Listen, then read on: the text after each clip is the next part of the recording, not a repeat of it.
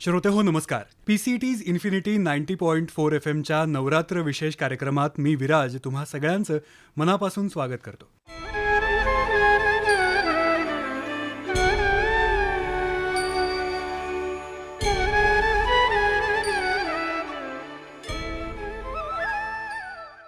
श्रोते हो, माणसाच्या इतिहासात अन्न हा नेहमीच त्याच्या आयुष्याचा एक अविभाज्य भाग होता, आजही आहे आणि यापुढेही राहणार आहे. माणसानं अन्न तयार केलं असं म्हणण्यापेक्षा अन्नामुळे माणूस घडला असं म्हणणं जास्त योग्य ठरेल. रोजच्या बदलणाऱ्या तंत्रज्ञानाच्या काळामध्ये आपली बौद्धिक भूक शमवण्यासाठी हजारो पर्याय आपल्यासमोर उपलब्ध असतात. मात्र पोटाची भूक भागवण्यासाठी आपल्याला अन्ना वाचून दुसरा कुठलाही पर्याय नाही आहे. हजारो वर्षांच्या इतिहासात माणसानं आपल्या आहारात वैविध्यपूर्ण घटकांचा समावेश केलेला दिसतो. देशागणिक, प्रांतागणिक त्याचे वेगवेगळे प्रकार जसे असतात तशाच त्याच्या वेगवेगळ्या चवीही असतात. आपण ज्या ठिकाणी जन्माला आलो त्या प्रांतात पिकणारे किंवा आढळणारे अन्नघटकच केवळ माणसाच्या आहाराचा भाग आता राहिलेले नाही आहेत. विविध ठिकाणच्या अन्नाचं सेवन माणूस करत आलाय आणि त्याच्या प्रमुख कारणांपैकी एक महत्त्वाचं कारण म्हणजे त्या अन्नाची चव आणि जिच्यामुळे ती आपल्याला कळते ती जिव्हा किंवा जीभ. एखाद्या रेस्टॉरंटमध्ये गेल्यानंतर आपल्याला एखादा पदार्थ खूप जास्त आवडतो आणि मग आपण तो पदार्थ खाण्यासाठी पुन्हा पुन्हा त्या ठिकाणी जातो आणि इतरांनाही जायला ते ठिकाण सुचवतो. घरातल्या रोजच्या आमटीची चव कदाचित रोज वेगवेगळी लागत असेलही, पण आज जगभरात अशी काही रेस्टॉरंट्स आहेत ज्यांनी वर्षानुवर्ष उत्तम दर्जाचे पदार्थ आणि त्या पदार्थांची ऑथेंटिक चव जपून ठेवली आहे. पुण्यातल्या अशाच एका प्रतिष्ठित आणि विशिष्ट चवीसाठी ओळखल्या जाणाऱ्या हॉटेलमध्ये गेली 30हून अधिक वर्ष कार्यरत असणाऱ्या आणि हॉटेल ग्रुपच्या जनरल मॅनेजर असणाऱ्या गीता तांबे आज आपल्या कार्यक्रमाच्या प्रमुख वक्त्या म्हणून इन्फिनिटीच्या स्टुडिओमध्ये आल्या आहेत. गीताताई, तुमचं मनापासून स्वागत आहे इन्फिनिटी कम्युनिटी रेडिओच्या नवरात्र विशेष मालिकेच्या आजच्या भागात. थँक्यू. तुमच्याशी खूप बोलायचं आहे. तुमचा इतका प्रदीर्घ अनुभव आहे. गप्पाच आपण मारणार आहोत आणि त्याच्यामध्ये महत्त्वाचा घटक असणार आहे तो म्हणजे चव. हॉटेल इंडस्ट्रीमधला तुमचा इतक्या वर्षांचा अनुभव आहे. एखादं हॉटेल वर्षानुवर्ष किंवा पिढ्यानपिढ्या खवय्यांच्या लक्षात राहतं ते त्याने राखलेल्या दर्जामुळे. मग तो दर्जा हॉस्पिटॅलिटीच्या बाबतीतला असेल किंवा पदार्थांच्या चवीच्या बाबतीतला असेल. या चवींबद्दलच आज आपण बोलणार आहोत आणि या चव राखणाऱ्या फील्डबद्दल, चव राखणाऱ्या माणसांबद्दलही आपण बोलणार आहोत.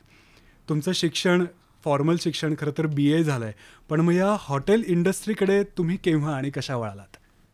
ॲक्च्युली मला सर्व्हिस ॲज सच करायची नव्हती. मी स्वतः नाटक वेडी आणि नाटक करणारी होते. बालनाटकांमध्ये काम करत होते. पण काही कारणांनी सर्व्हिस करायची गरज भासली आणि पुण्यात मी ज्या हॉटेलमध्ये काम करते त्याचे मालक चितळे साहेब, ते आमच्या खूप चांगल्या परिचयाचे, आणि त्यांनी विचारलं जॉब करायचा आहे तर माझ्याकडे ये. इतक्या सहजपणे मी त्या हॉटेलमध्ये माझा प्रवेश झाला. माझं हॉटेल मॅनेजमेंट किंवा त्या संदर्भातलं काहीही झालेलं नाही आहे. मी मुळातली ज्ञानप्रबोधिनीची विद्यार्थिनी असल्यामुळे माणसं जोडणं एवढं फक्त मला माहिती होतं. आणि आपण सगळेच मानतो की पोटातून माणूस जास्त पटकन जोडला जातो. बरोबर. त्यामुळे ते माझं जे स्किल होतं ते मला या हॉटेलसाठी उपयोगी पडलं. आणि पदार्थांच्या चवीपासून ते पदार्थ कसे करायचे, त्याच्यात कशा प्रकारे असावेत, सर्व्हिस कशी द्यायची, हे सगळं मी तिथे कामाला लागल्यानंतर शिकले. आणि मग मला त्या टेस्टिंग करायची एक आवड लागली, गोडी निर्माण झाली. क्या बात आहे. आणि तुम्ही स्वतः एक अतिशय उत्तम सुगरण आहातच, त्यामुळे तुमचा स्वतःचा व्यवसाय सुद्धा आहे. एखादा पदार्थ तयार झाल्यानंतर ग्राहकासमोर टेबलवर जाण्यापूर्वी त्या पदार्थाची चव प्रत्येक रेस्टॉरंटमध्ये शेफपासून ते टेस्टरपर्यंत सगळ्यांनी बघितली जाते आणि सगळं योग्य प्रमाणात असल्याची खात्री झाल्यानंतरच तो पदार्थ ग्राहकासमोर ठेवला जातो. यामध्ये टेस्टरची भूमिका नेमकी कशी असते? कसं होतं, अगदी आता मी स्वतःला टेस्टर वगैरे काही समजत नाही. मी एक साधी गृहिणी आहे आणि तू म्हणालास तसं थोड्याफार प्रमाणात सुगरण आहे. माझे पदार्थ खरंच खूप चांगले होतात. तर तो जो पदार्थ, एक आमच्या हॉटेलची एक ऑथेंटिक टेस्ट गेल्या 56 वर्षाची तयार झालेली आहे.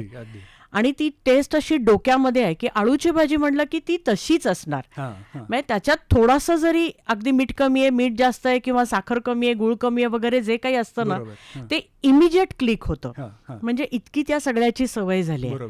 त्यामुळे टेस्टरची भूमिका टेस्टर हा कसा असला पाहिजे की त्याला त्याच्या रेस्टॉरंटचं आहा. किंवा त्याच्या चवीचं जे काही ज्ञान आहे ते डोक्यात फिक्स असलं पाहिजे. अच्छा. हा, म्हणजे त्याला हा. ते क्लिकच झालं पाहिजे की नाही ह्याच्यात हे कमी आहे, हे जास्त बरोबर. आहे. हम्म. आणि मग माझ्याकडची पद्धत कशी मी ठेवली आहे की मला काही जर त्याच्यातला थोडाफार प्रमाणात फरक वाटला हा, हा. तर मी एका बाउलमध्ये ते घेते हम्म. आणि मला जे कमी वाटतंय ते मी त्याच्यात घालते अच्छा.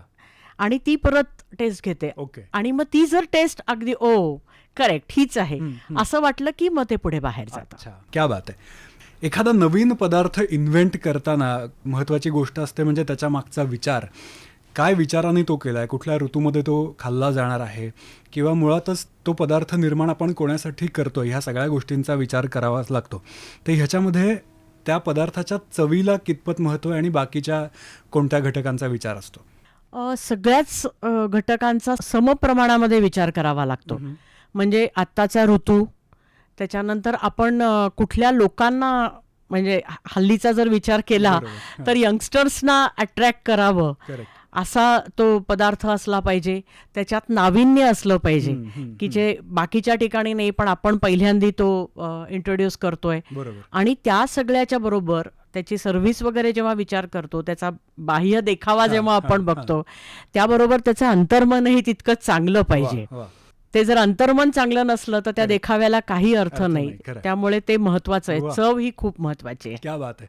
हे तुम्ही जसं म्हणालात ते तसंच्या तसं माणसालाही लागू पडतं आणि तसंच्या तसं पदार्थालाही लागू पडतं.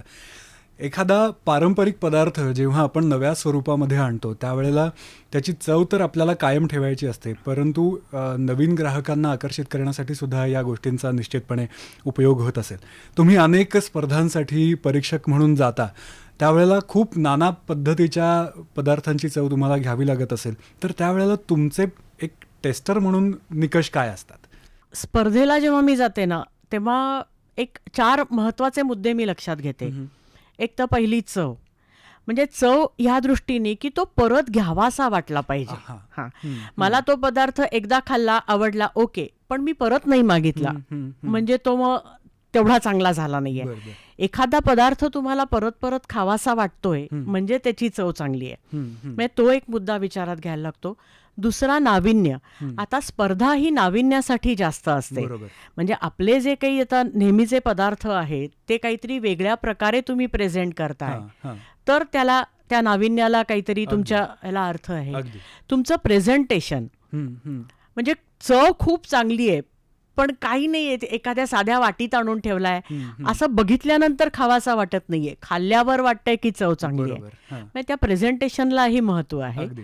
आणि चौथा महत्वाचा मुद्दा म्हणजे जी व्यक्ती तो पदार्थ तुमच्या बरोबर सादर करतेय, तुमच्या समोर सादर करतेय, त्या व्यक्तीला त्या पदार्थाबद्दल किती माहिती आहे. आहा, आहा. हे 4 मुद्दे मी मोस्टली विचारात घेते. त्याला जर माहितीच नसेल, कुठलं तरी युट्यूबवर बघून वगैरे त्यांनी काहीतरी केलं आणि त्याला काही एक्सप्लेन करता आलं नाही तर ते वरवरच आहे. बरोबर. आणि मला कायम असं वाटतं की त्या पदार्थाला ना त्याचा न्याय मिळाला पाहिजे.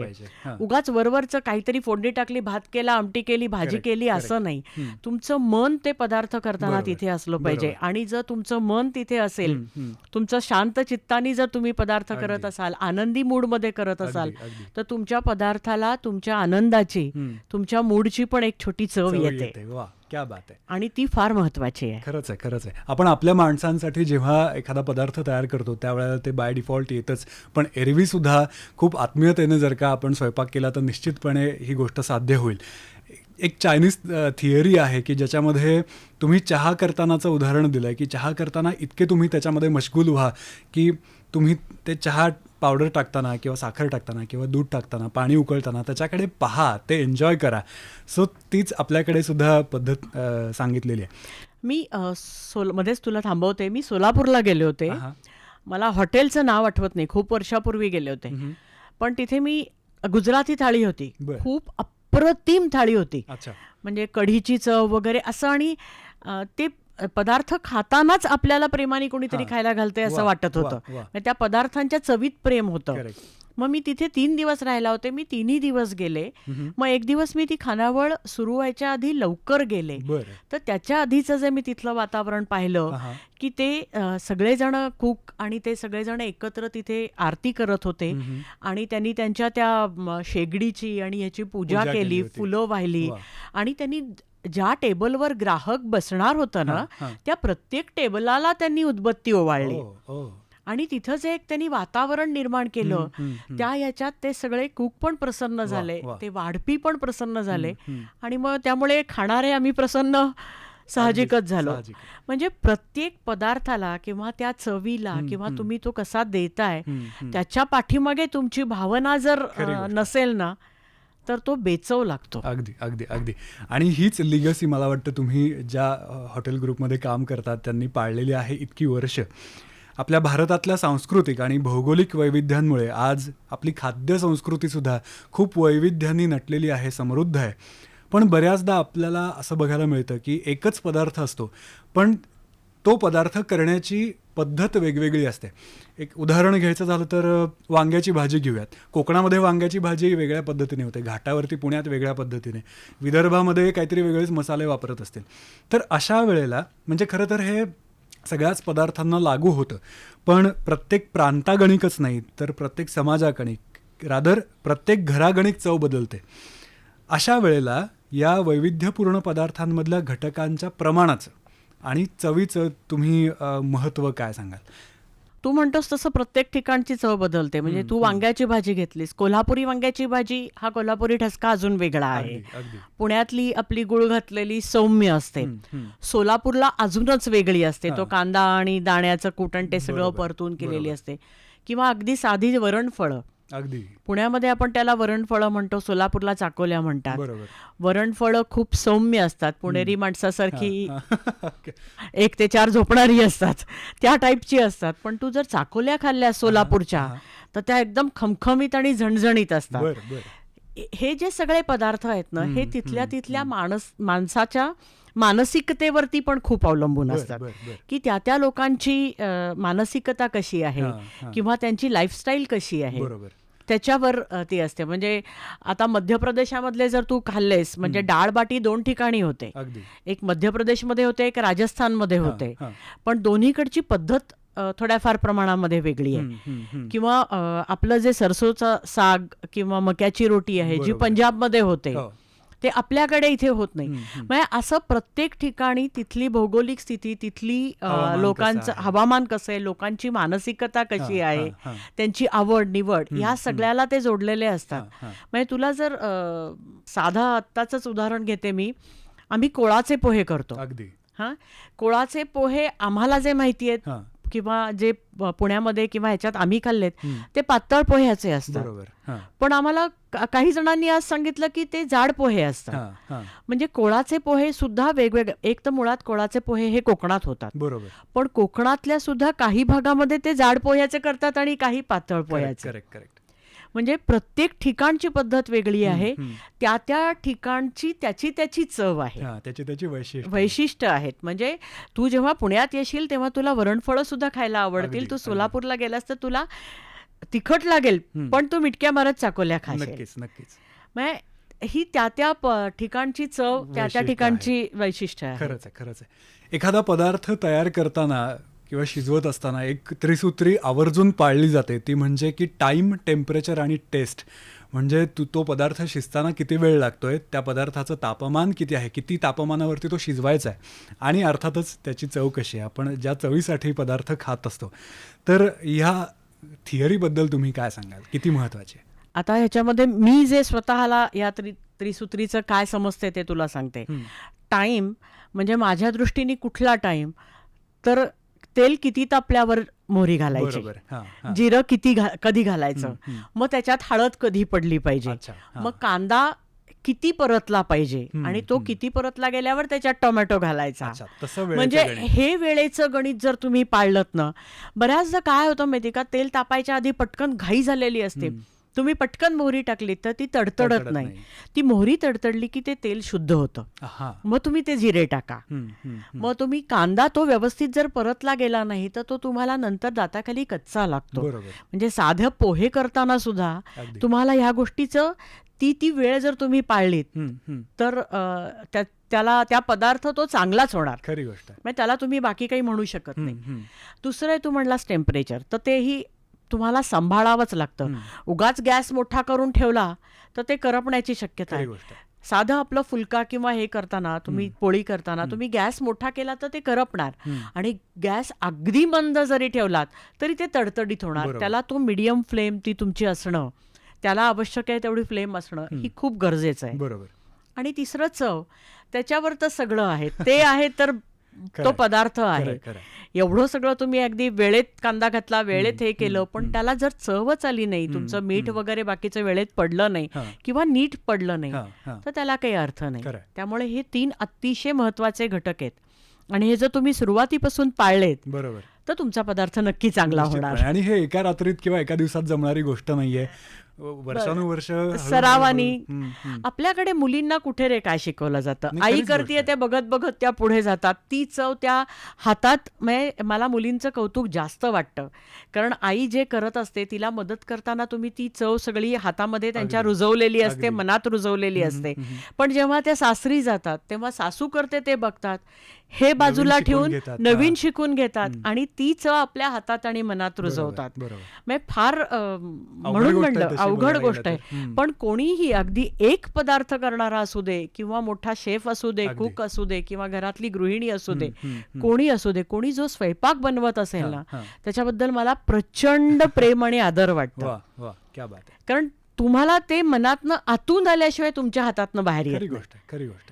आणि आतून येतं तेव्हाच ते छान होतं. अगदी जसं हे पदार्थ तयार करणाऱ्याविषयी आहे तसंच एक उत्तम टेस्टर होण्यासाठीचा सुद्धा एक अभ्यास करावा लागत असेल, तर कोणकोणत्या विषयांची जाण एखाद्या पदार्थ जो चाखणारा असतो त्याला असावी लागते? कुठला अभ्यास करावा लागतो? काय पथ्य पाळायला लागतात?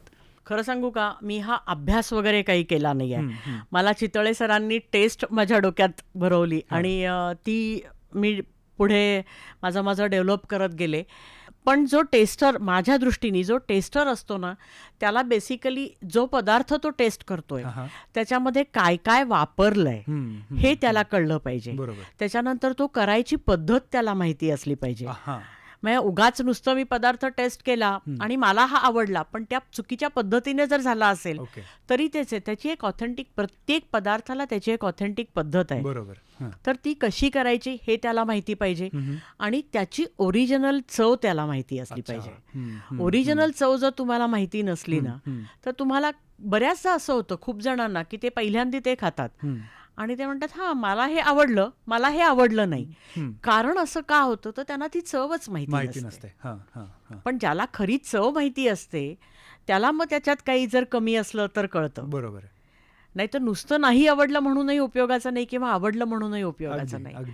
त्यामुळे हे मी माझ्या रोजच्या टेस्टिंग करण्यातनं किंवा रोजच्या ह्याच्यातनं शिकत गेले.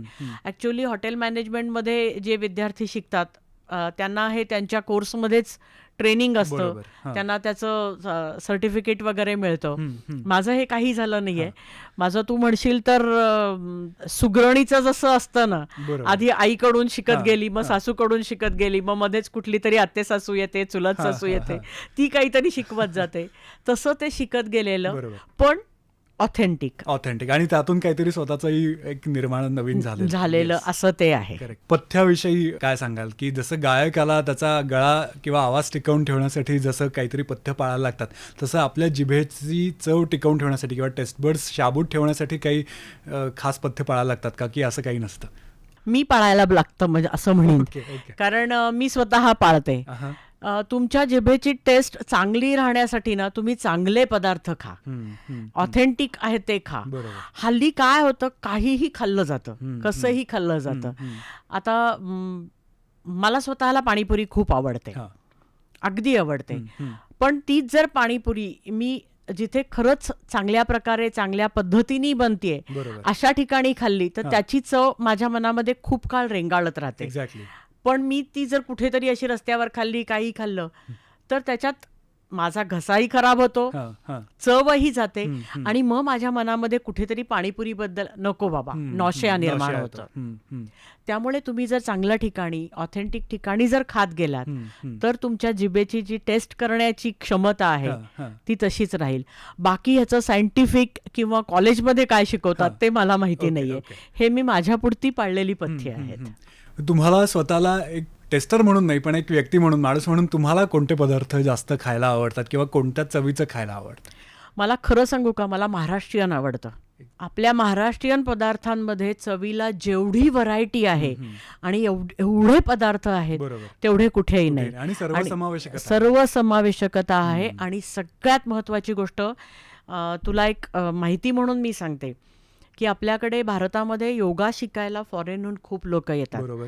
अयंगार इन्स्टिट्यूटमध्ये ते शिकतात. हं, हं, हं. तिथे त्यांना सांगितलेलं होतं की तुम्ही योगा करताय ना, तर तुम्ही हे ऑथेंटिक महाराष्ट्रीयन फूड खा, आहा. यांनी तुम्हाला त्रास होणार नाही. बरं, बरं, बरं. आणि आपल्या पदार्थ पंजाबी खा, हं, तुला झोप येईल दुपारी. हं, हं, पण हं. आपलं खूप गोड खाल्लं नाहीस हं. तर झोप येत नाही. बरोबर. आणि आपला तो जो कोर्स आहे हां. की सुरुवातीला थोडासा वरण भात, मग पोळी भाजी आणि दही भात, हं. हे अतिशय चांगलं आणि पोषक पदार्थ आहे balanced आणि केलेलं आहे. बॅलन्स्ड आहे. या. म्हणून मला स्वतःला महाराष्ट्रीयन वा आवडतात. वा, क्या बात आहे. आणि खरं सांगायचं तर घरचं खाणं आणि घरच्या खाण्यानी मिळणारा आनंद हा जगात कुठल्याच गोष्टींनी मिळू शकत नाही. किती तुम्ही पंचतारांकित हॉटेलमधले अगदी एक्सक्लुझिव्ह पदार्थ जरी खाल्लेत तरी सुद्धा. एक टेस्टर म्हणून काम करताना जेव्हा तुम्ही पदार्थ टेस्ट करायला जाता त्यावेळेला तुमची मनस्थिती किंवा मानसिकता काय असणं अपेक्षित आहे आणि ती मॅटर करतं का? खूप मॅटर करतं. म्हणजे जर मी चिडून कोणावरती जर गेलेले असेल ना, किंवा मनात कुठला तरी राग असेल, काहीतरी टेन्शन असेल, ताण असेल, तणाव असेल, तर मला त्या पदार्थांची खरी चव कळत नाही. बरं बरं. तुम्हाला त्या पदार्थाची खरी चव कळण्यासाठी तुम्ही शांत मनानेच ते टेस्ट केले पाहिजेत. आहा.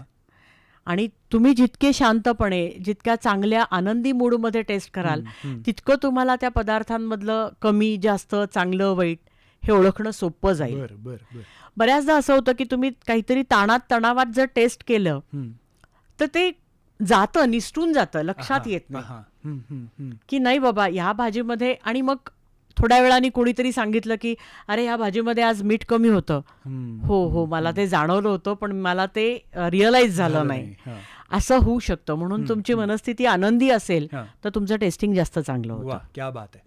आता नवीन पिढीला समजा या फील्डमध्ये यायचं असेल, आता तुम्ही अनुभवांमधून तुमच्या शिकलात, पण आता अनेक ठिकाणी असे कोर्सेस उपलब्ध आहेत. तुम्ही जसं म्हणालात तसं हॉटेल मॅनेजमेंटच्या कोर्समध्ये त्या वर्षांमध्ये हे शिकवलंच जातं. तर नवीन ह्या फील्डमध्ये येऊ इच्छिणाऱ्या तरुणांसाठी तुम्ही काय सांगाल? ॲक्च्युली मी त्यांना असं सांगेन की सगळ्यात महत्त्वाची गोष्ट काय माहिती आहे का, तुम्हाला हॉटेल मॅनेजमेंटमध्ये कॉन्टिनेंटल आणि हे पदार्थ जास्त शिकवले जातात. म्हणजे त्या पदार्थांवरती तुमचं फोकस असतं. आता माझ्याकडे सुद्धा हॉटेल मॅनेजमेंटची काही मुलं येतात कामाला, त्यांना आळूची भाजी आणि मसाले भात माहीत नसतो.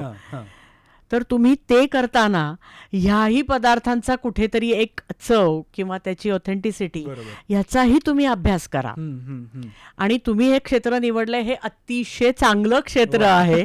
त्याच्यात मनापासून जर तुम्ही इंटरेस्टनी पुढे गेलात तर खूप छान आहे. आणि ही सर्व्हिस इंडस्ट्री आहे. नक्कीच. आणि आपल्या घरी तर म्हणजे आदरातिथ्य, हॉस्पिटॅलिटी ही घरापासून असते. आपण आलेल्या पाहुण्यांना घरी बसा वगैरे हे करतोच. आणि दुसरं आपण आलेल्या पाहुण्यांना खाऊ पण घालतो. अगदी बरोबर. म्हणजे हे आपल्या घरातलेच संस्कार आपण फक्त मोठ्या प्रमाणावर बाहेर शिकतोय. तर ते शिकताना मुळातले घरातले विसरू नका. हेच मी सांगेन. बाकी मी कोणी या टेस्टिंग क्षेत्रातली मोठी नाहीये, पण मला ह्याची आवड आहे आणि ह्यानी आनंद मिळतो. तो तुम्ही पण सगळे अनुभवा असं वाटतंय. क्या बात आहे. गीताताई, आज तुम्ही इन्फिनिटी कम्युनिटी रेडिओच्या नवरात्र विशेष मालिकेमध्ये आलात आणि आमच्याशी ह्या एका वेगळ्या, बऱ्याच लोकांना माहीत नसलेल्या फील्डबद्दल तुमच्या अनुभवांविषयी सुद्धा मनमोकळेपणाने गप्पा मारल्यात. त्यासाठी इन्फिनिटी कम्युनिटी रेडिओकडून आणि पिंपरी चिंचवड एज्युकेशन ट्रस्टकडून तुमचे खूप मनापासून आभार. धन्यवाद. आणि माझ्या सगळ्या रसिक प्रेक्षकांना, ऐकणाऱ्यांना, रसिक श्रोत्यांना मनपूर्वक धन्यवाद आणि नमस्कार.